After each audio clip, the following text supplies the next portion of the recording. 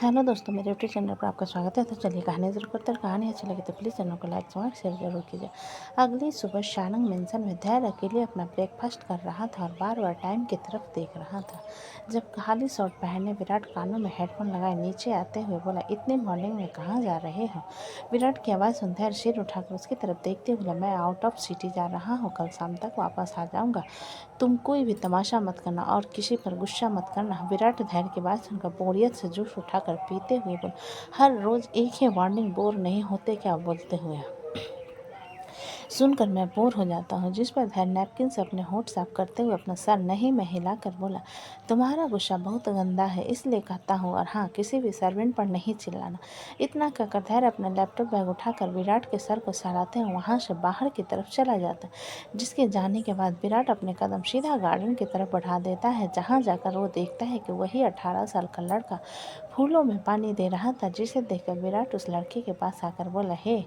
विराट की आवाज़ सुनो लड़का सिर घुमाकर उसकी तरफ देखने लगा, जिसे देखकर विराट के दिल की धड़कनें बढ़ गई।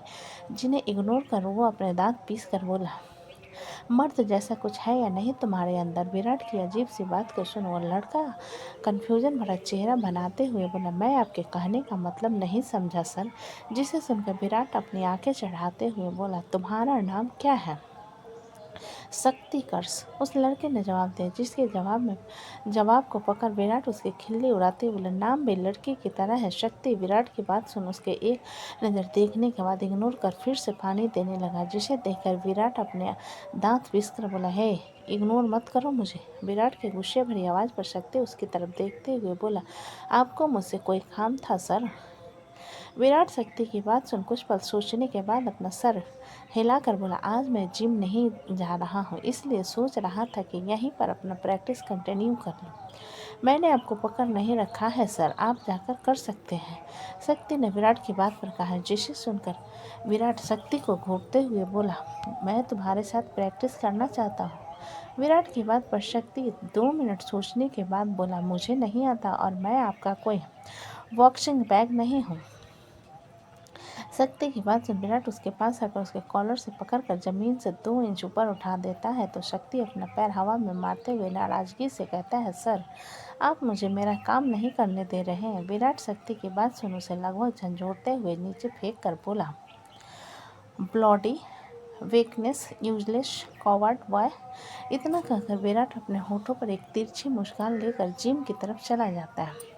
जिसे जाता हुआ शक्ति नाराजगी से देखने के बाद फिर से अपना काम करने लगता है। इधर शारंग विला में मृत्युंजय का कमरा महक की नींद खुली हुई है। उसने खुद को एकांत और मृत्युंजय के बीच में पाया, जहां मृत्युंजय उसे अपनी बाहों में कसकर भर सो रहा था और वहां एकांत ने उसके बालों को अपनी मुट्ठी में पकड़ रखा था। जिसे देखते हुए महक अपना सर नहीं में हिलाकर धीरे से एकांत की मुट्ठी से अपने बालों को निकाल मृत्युंजय के हाथ को साइड कर बिस्तर से उतर गए और वॉशरूम की तरफ जाते हुए बोली, हे, ये सही है, इन सबको मैं ही चाहिए हूँ। इतना कहकर महक वॉशरूम के अंदर चली गई। उसके जाते ही एकांश की नींद खुल गई और वो अपना हाथ महक की तरफ बढ़ा मारने लगा। लेकिन जब उसे महसूस हुआ कि महक वहाँ नहीं सोई हुई है, उसने अपनी आंखें खोली और सर उठाकर देखा, जहाँ मृत्युंजय गहरी नींद में सो रहा था। मृत्युंजय को देखते हुए एकांश हल्का सा शिफ्ट होते हुए उसके चेहरे के पास पहुँच गया और उसके नाक को लिक करने लगा, मानो वो मृत्युंजय को उठा रहा हो। वही मृत्युंजय को जब अपने चेहरे पर कुछ स्टिकी सी महसूस हुआ, उसने अपनी आंखें खोली तो देखा एकांश उसके नाक को शक कर रहा था। जिसे देखते हुए मृत्युंजय उठकर बैठ अपने चेहरे को दोनों हाथों से रगड़ने के बाद एकांश को घूरते हुए बोला, तुम डिस्टर्ब क्यों कर रहे हो मुझे? मृत्युंजय की बात पर एकांश उसकी तरफ अपनी आंखें रोल करते हुए उसे इग्नोर कर देता है। जिसे देखकर मृत्युंजय के दांतें आपस में कस जाती है और वो अपने बगल में देखता है, जहां महक नहीं सोई हुई थी। अव्यक्त शिवांश के साथ रह जाता था, इसलिए उनके साथ ज़्यादातर एकांश ही सोता था और अव्यक्त शिवांश के साथ सो जाता, जिस कारण उन्हें ज़्यादा फ्रीडम मिल जाया करती थी। महक को अपने बगल में ना देख मृत्युंजय इधर उधर देखने लगा। जब उसे वॉशरूम के अंदर से पानी गिरने की आवाज़ सुनाई थी, तो जिसे सुनो मैं समझ गया कि महक नहा रही और वो एकांश को देखते हुए बोला, दोबारा मुझे नींद से जगाने की कोशिश मत करना। जिसे सुनकर एकांश उसे घूर कर देखने के बाद होठों पर तिरछी मुस्कान बिल्कुल उसी की तरह ले आता है, जिसे देखकर मृत्युंजय की आंखें छोटी हो जाती है। एकांश की मुस्कान को देखते हुए मृत्युंजय अपने दांत पीसते हुए बिस्तर से उतर जाता है। जब महक वॉशरूम से बीन एक बाथरूम पहनकर बाहर आती है, वो अपने बालों को सुखा रहे थे, जिस कारण उसका ध्यान मृत्युंजय पर बिल्कुल नहीं था। वहीं जब मृत्युंजय की नज़र महक पर गई तो वो उसे ऊपर से लेकर नीचे तक इंटेंस भरी आंखों से देखते हुए वहीं क्लोजेट से टिक लगाकर खड़ा हो गया। अब महक शावर के बाद बहुत ग्लोइंग और फ्रेश लग रही थी और पानी ठंडा होने के कारण उसके गाल और नाक लाल हो गए थे। महक अपने बालों को हल्का सूखने के बाद अपने मांग में हल्का सिंदूर भर पलट गई। जब उसकी नज़र मृत्युंजय पर गई, जो कि उसे ही देखे जा रहा था, जिसे देखते हुए महक थोड़ी सकपका गई और बोली, आप उठ गए? जिसे सुन मृत्युंजय अपने कदम महक की तरफ बढ़ाते हुए बोला, हाँ मैं उठ गया। ये कहते हुए मृत्युंजय महक के पास आकर उसके गाल पर किस करके बोला, गुड मॉर्निंग। महक मृत्युंजय के किस करने पर अपना सर हिलाते हुए बोली, गुड मॉर्निंग। मैंने तुम्हें गुड मॉर्निंग किस दे दी और तुम सिर्फ कहकर काम चला रही हो? मृत्युंजय ने आंखें चढ़ाते हुए कहा, जिसे सुनकर महक बिस्तर पर उन लोगों की तरफ देख रहे एकांश की तरफ इशारा करते हुए बोली, एकांश देख रहा है ना? So what, I don't care, मुझे किस चाहिए? मृत्युंजय ने जिद करते हुए कहा, जिस पर महक एक गहरी सांस भरकर मृत्युंजय की तरफ देखते हुए बोली, आप नहीं मानोगे ना? मृत्युंजय अपना सर नहीं में हिला दिया, जिसे देख महक मृत्युंजय के गाल पर किस करते हुए बोली, गुड मॉर्निंग। मृत्युंजय महक की बात पर उसके होठों पर किस करने के लिए आगे बढ़ने लगा, जब महक उसके सीने पर हाथ रख उसे बाथरूम के अंदर धक्का देते हुए बोली, जाकर शावर लीजिए, बहुत ज़्यादा मनमौजी हो गए हो। इतना कहकर महक क्लोजेट की तरफ चली गई और मृत्युंजय उसे मुंह बनाकर जाता हुआ देखने के बाद वॉशरूम के अंदर चला गया। कुछ देर बाद महक जब रेडी होकर बाहर आई तो देखा मृत्युंजय का फ़ोन जो साइलेंट पर था उसमें लाइट जल रही थी, जिसे देखते हुए महक मृत्युंजय के फ़ोन को उठाकर देखने लगी, जिसमें ऋतिक नाम फ्लैश हो रहा था। जिसे देखकर महक कॉल अटेंड करते हुए बोली, हेलो ऋतिक भैया। महक की आवाज़ सुन ऋतिक दूसरी तरफ से उसे कुछ कहता है, जिसे सुनकर महक अपना सिर हिलाते हुए कहती है, वो शावर ले रहे हैं, जैसे ही बाहर आते हैं मैं उनसे कहती हूँ कि आपने फ़ोन किया था। अभी महक कह रही थी जब मृत्युंजय अपने कमर पर टॉवल लपटे वॉशरूम से बाहर आया और महक की तरफ देखते हुए बोला, तुमने मेरा बाथरूम यूज किया? महक मृत्युंजय की बात को इग्नोर कर उसकी तरफ फ़ोन बढ़ाते हुए बोले, ऋतिक भैया का फ़ोन आया है, वो आपसे कुछ कह रहे हैं, उनसे बात कर लीजिए। और बाथरूम यूज कर दिया तो कोई बहुत बड़ा तूफान नहीं आ गया। जिसे सुन मृत्युंजय महक के हाथ से फ़ोन लेकर दूसरे हाथ से उसकी कलाई को पकड़ मोड़ कर उसके कमर पर लगाते हुए उसे अपने सीने से लगा फ़ोन कान में लगाकर बोला, हेलो बोलो ऋतिक। महक मृत्युंजय के हाथ को मोड़ने पर उसे छूटने के लिए कसमसाने लगी, जिसे देख मृत्युंजय महक के कान पर किस करते हुए ऋतिक की बात सुनकर बोला, आ रहा हूँ। इतना कहकर मृत्युंजय कॉल कट कर देता है। फ़ोन बिस्तर की तरफ फेंक महक को अपनी तरफ मोड़कर उसके कमर पर हाथ रखते हुए बोला, हम हॉस्पिटल चल रहे हैं। ये सुनकर महक हैरानी से मृत्युंजय की तरफ देखते हुए बोली, क्यों? जिस पर मृत्युंजय एकांश की तरफ इशारा करते हुए बोला, उसे टीका लगवाना है और तुम्हारी बॉडी चेकअप करवानी है। ऋतिक के बेबीज हुए हैं, उन्हें भी देखना है। इसलिए मृत्युंजय के जवाब पर महक सोचने लगी, जिसे देखकर मृत्युंजय आंखें चढ़ाते हुए बोला, तुम नहीं जानना चाहती? मृत्युंजय के सवाल पर महक जल्दी से बोली, मैं जाना चाहती हूँ, लेकिन प्रैक्टिस का आज दूसरा ही दिन है और इस तरीके से मेरा छुट्टी मारना किसी के करियर के लिए ख़राब हो सकता है। महक की बात पर मृत्युंजय अपना सिर हिलाते हुए बोला, ठीक है, तो मैं तुम्हें आफ्टरनून में तुम्हारे एकेडमी से पिक कर लूँगा और हम हॉस्पिटल चलेंगे। तब तक मैं ऋतिक से मिलकर आ जाता हूँ और जो भी ऑफिस का काम है उसे भी पूरा कर लूँगा। महक मृत्युंजय की बात पर जल्दी से अपना सिर हिलाते हुए बोली, ठीक है।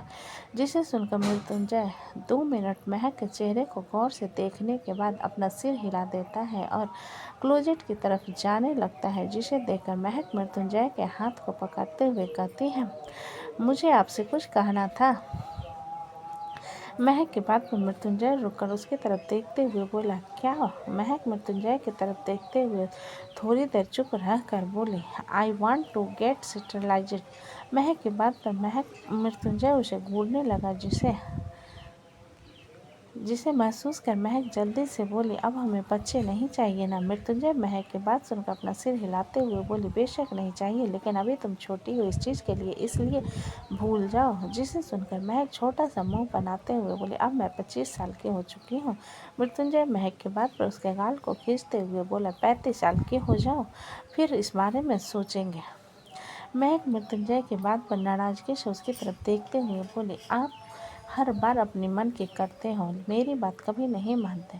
मृत्युंजय महक की नाराजगी भरी आवाज़ पर उसे शांत नज़रों से देखते हुए बोला, महक अभी तुम सिर्फ 25 की हो और ये करवाना तुम्हें बाद में पछतावा दिलवा सकता है, इसलिए मैं कह रहा हूँ कि तुम अभी 35 की हो जाओ, उसके बाद तुम ये करवाना और मैं तुम्हें मना भी नहीं करूँगा। जिसे सुनकर महक अपना सिर हिलाते हुए बोले, हाँ, और हर बार मेडिसिन भी मुझे खाने पड़ेंगे। ये सुन मृत्युंजय थोड़ा सा ऑकवर्ड होते हुए बोला, fine, next time I will use protection. Mrityunjay की बात पर महक उसे खुद से दूर करते हुए बोली, हर बार यही कहना है लेकिन होना नहीं है, आपसे तो कुछ कहना ही बेकार है। इतना कहकर महक एकांश के पास जाकर उसे अपनी गोद में उठा मृत्युंजय से बोली, मैं एकांश को अपने साथ लेकर जा रही हूँ, आप बाकी दो को देख लेना। इतना कहकर महक अपना बैग उठा एकांश को लेकर कमरे से बाहर चली जाती है। जिसे जाता हुआ एक नज़र देखने के बाद मृत्युंजय एक आह भरकर कपड़े पहनने चला जाता है। मित्तल इंडस्ट्रीज।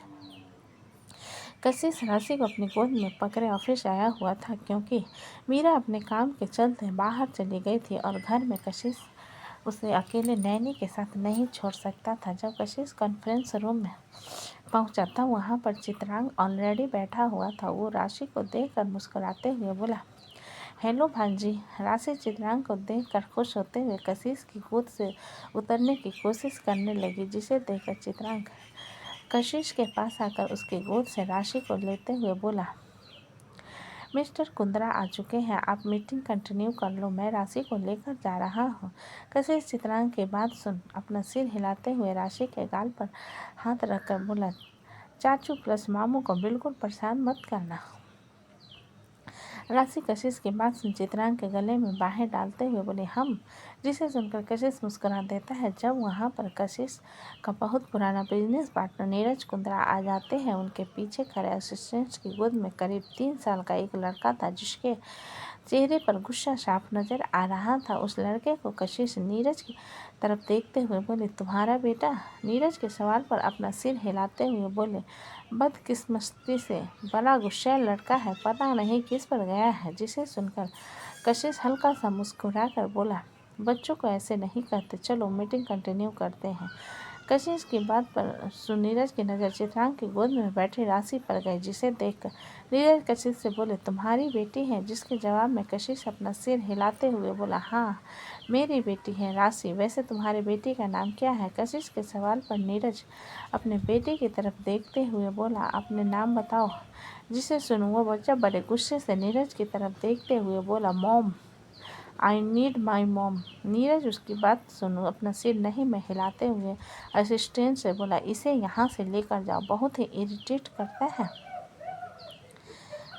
असिस्टेंट नीरज की बात सुन घबराए हुए आंखों से उसे बच्चों को देखने लगा, जो कि बहुत बुरी तरीके से उसे घूर रहा था। जिसे देखकर असिस्टेंट चुपचाप उसे लेकर कॉन्फ्रेंस रूम से बाहर चला गया। चित्रांग उन लोगों को जाता हुआ देखने के बाद कशिश से बोला, मैं राशि के साथ अपने केबिन में हूँ, आपका मीटिंग ख़त्म हो जाए तो आ जाना। चित्रांग की बात सुनकर कशिश अपना सिर हिला देता है और नीरज के साथ अपनी मीटिंग में लग जाता है। इधर चित्रांग जब कॉन्फ्रेंस रूम से बाहर आता है तो देखता है असिस्टेंट चुपचाप वहाँ पर रख सोफे पर बैठा हुआ था और वो बच्चा एक किनारे पर अपने पैर के ऊपर पैर रखे बैठा ऑफिस को देख रहा था। जिसे देखते हुए चित्रांग असिस्टेंट के पास आकर बोला, इफ़ यू डोंट माइंड, आप यहाँ पर बैठे हो, उससे अच्छा मेरे केबिन में चलो।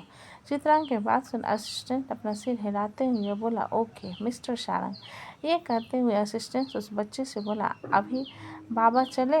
असिस्टेंट की बात सुन अभिमन्यु अपना सर नहीं में हिलाते हुए बोला, आई नीड मॉम। जिसे सुनकर असिस्टेंट बेबी से बोला, अभी बाबा आपकी मॉम सिटी से बाहर गई है, शाम जब हम घर चलेंगे तब वो आ चुकी होगी, प्लीज़ जिद मत कीजिए। अभिमन्यु असिस्टेंट की बात पर उसके कान को पकड़कर खींचते हुए चिल्लाते हुए बोला, डैडी। जिसे देखकर राशि चित्रांग को कसकर पकड़ लेती है तो चित्रांग अभिमन्यु के पास आकर उसके हाथ को असिस्टेंट से दूर करते हुए कहता है, बिहेव। अभिमन्यु चित्रांग की हरकत को उसे गुस्से से देखते लगा, जिसे देख चित्रांग अपने दांत पीसकर बोला, तमीज से रहो वरना गाल पर 2 थप्पड़ रसीद दूंगा। मुझे ऐसे बदतमीज बच्चे बिल्कुल नहीं पसंद। मेरे घर में कोई बच्चा ऐसी हरकत नहीं करता। चित्रांग के गुस्से भरी आवाज़ पर अभिमन्यु रोना शुरू कर देता है, जिसे देखकर राशि इरिटेट होकर कहती है, चुप। राशि की बात सुन अभिमन्यु उसे देखने लगा। जब वो रोना भूल गया था, उसकी नज़र को खुद पर महसूस कर राशि चित्रांग से बोली, चाचू। चित्रांग राशि के पीठ को थपथपाते हुए असिस्टेंट की तरफ देखते हुए बोला, चलिए। असिस्टेंट चित्रांग की तरफ थैंक यू भरी आंखों से देखने के बाद अभिमन्यु को अपनी गोद में उठा उसके साथ चला आता है। इधर राजस्थान जोधपुर में यहाँ एक अलग ही सीन चल रहा था। अथर्व अपने बॉडीगार्ड्स के साथ ढेर सारा गिफ्ट लेकर अक्षिता के घर आ धमका था, जिस बारे में अक्षिता को तनिक भी खबर नहीं थी। प्रजापति जी और संजना अथर्व को वहाँ देखकर हैरान थे, जिसे देखते हुए अथर्व अपने पैर के ऊपर पैर रखकर इतनी शान के साथ बैठते हुए बोला, uncle aunty, no need to be so surprise. और यहाँ तक मुझे पता है आपको यहाँ ऐसा तो नहीं होता होगा। छोटी बेटी की पहली शादी फिर बड़ी की। जिसे सुनकर प्रजापति जी थोड़े कंफ्यूज होते हुए बोले, तुम कहना क्या चाहते हो बेटा, हम मुझे समझ नहीं आ रहा। जिसके जवाब में अथर्व हल्का सा मुस्कुरा कर बोला, let me explain it to you in simple and easy language. मुझे आपकी बड़ी बेटी अक्षिता का रिश्ता चाहिए अपने लिए। तो दोस्तों, कहानी कैसी लगी मुझे कमेंट में लिखें। अच्छी लगे तो प्लीज़ चैनल को लाइक करें, सब्सक्राइब करें और ज़्यादा से ज़्यादा शेयर करें। कहानी को पूरा सुनने के लिए धन्यवाद।